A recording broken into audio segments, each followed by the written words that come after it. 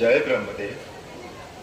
हे सच्चिदानंद, हे सृष्टि पालक, पापी रावण के अत्याचारों से पीड़ित होकर ये पृथ्वी, ऋषि मुनि देवता गंधर्व सब आपकी शरण में आए हैं। इनकी रक्षा कीजिए भगवान, रक्षा कीजिए, रक्षा कीजिए। पृथ्वी पर धर्म और सत्य का नाश हो रहा है प्रभु। पाप की शक्तियां बढ़ रही हैं।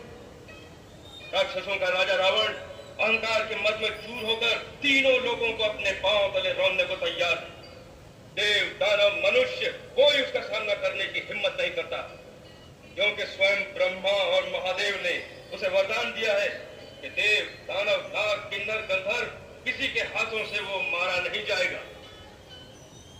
प्रभु, आपकी सृष्टि का भार धारण करना मेरा धर्म है, परंतु जब धर्म की जगह अधर्म का राज होता है तो अधर्म से अनाचार, अनाचार से भ्रष्टाचार और भ्रष्टाचार से अत्याचार की ज्वाला भड़क उठती है। जब अत्याचार इतने बढ़ जाते हैं तो देखिए, पाप की ज्वाला में मेरा शरीर चलने लगता है। प्रभु, मेरी रक्षा कीजिए। पृथ्वी त्राही त्राही कर रही है करुणा निधान। जब वो अभिमानी चलता है तो ऐसा प्रतीत होता है मानो धरती को अपने पैरों तले कुचल रहा।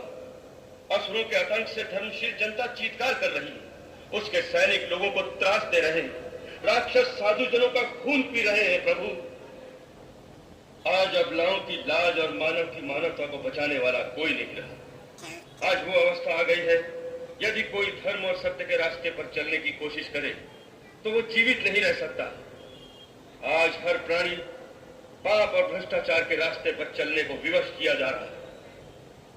जब ऐसी अवस्था आ जाए तो सत्य की रक्षा के लिए किसी महान शक्ति का अवतार लेना आवश्यक हो जाता है। सच्चिदानंद। देवादिदेव प्रणाम।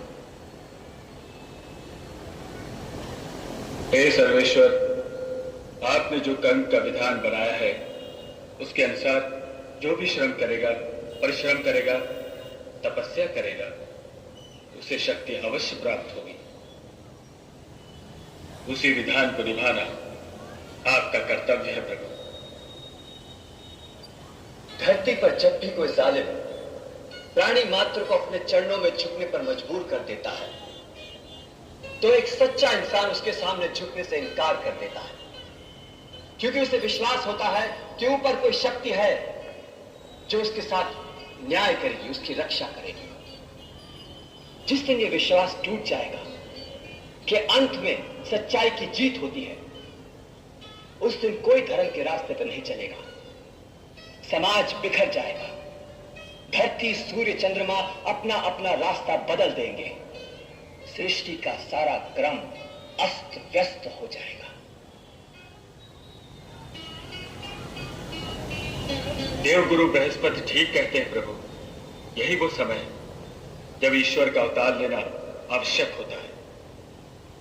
त्रिपुरारी, पापी के पाप में ही उसके नाश का बीज छुपा रहता है। जो रावण यह समझता है कि उससे बढ़कर कोई शक्ति नहीं रही, उसका नाश भी उसी अहंकार में छुपा हुआ है। उस अहंकार के कारण उसने वरदान मांगते समय मनुष्य और वानर के हाथों न मरने का वरदान नहीं मांगा था। जिस मानव को वह कीड़े मकोड़ों की तरह तुच्छ समझता है, उसी सामान्य मानव के रूप में मैं अवतार लेकर उसका मान भंग करूंगा।